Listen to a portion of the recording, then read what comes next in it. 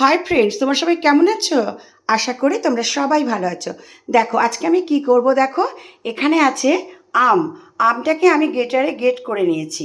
এখানে 5টা আম আছে, বুঝেছো বন্ধুরা? এখন তো আমগুলো একটু পাকা রং হয়ে গেছে, ওই জন্য এরকম দেখাচ্ছে, দেখতে কাঁচাই ছিল।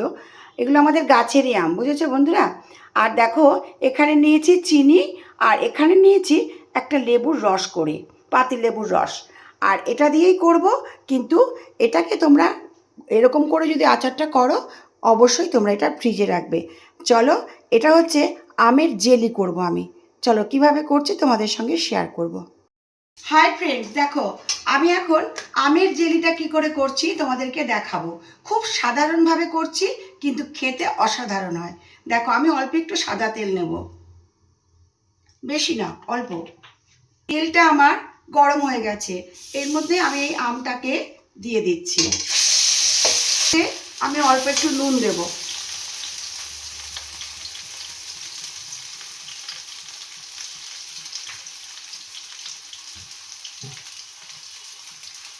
এবারে এটাকে একটু সামান্য নাড়াচাড়া করে এর মধ্যে আমি চিনিটা দিয়ে দেব। দেখো চিনিটা আমি দিয়ে দিচ্ছি।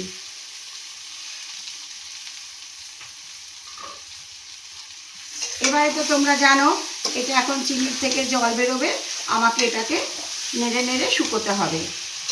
বন্ধুরা, আচারটা এই জেলিটা কোনো নিয়ম মেনে আমি করি না, কারণ অত সময় আমার হয় না। আমি এভাবেই করি।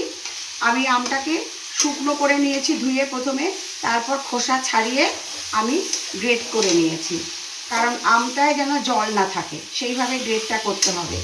তারপরে এইভাবে রান্নাটা করতে হবে আমার জেলিটা। আমার আমের জেলিটা অলমোস্ট ডান।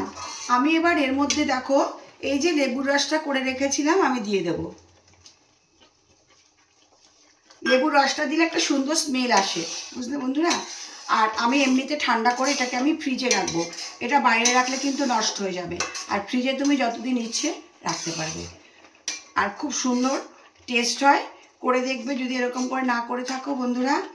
আর জিনিসটা তুমি সবসময় ধরো চাটনি করতে পারলে না, ভাতের পাতেও খাওয়া যায়, আবার তুমি পাউরুটির সাথেও দিতে পারো, রুটির সাথেও খেতে পারো। খুব টেস্টি একটা জিনিস আমের জেলি। জেলিটা আমি অন্যভাবেও করি আরেক রকম, সেটা এখনও করিনি।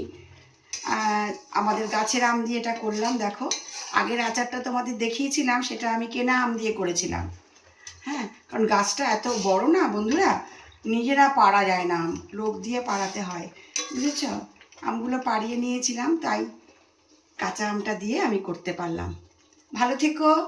আমের জেলিটা কেমন হয়েছে তোমরা আমাকে কমেন্ট করে জানিও। এবার আমি এটাকে ঠান্ডা করে ঢেলে ফেলবো। দেখো বন্ধুরা, আমের জেলি করে আমি বাটিতে সার্ভ করে দিয়েছি। জেলিটা তুমি কিন্তু খুব শর্ট টাইমে করতে পারো, আর কোনো কষ্টই নেই। তোমরা তো দেখলে কোনো কষ্ট নেই বন্ধুরা। এরকম করে জেলি করে তুমি ফ্রিজে রেখে দিতে পারো। ভিডিওটা যদি তোমাদের ভালো লাগে একটা লাইক কমেন্ট করো, আর এরপরে অন্য কোনো নতুন ভিডিও নিয়ে আবার তোমাদের সামনে চলে আসবো। টাটা।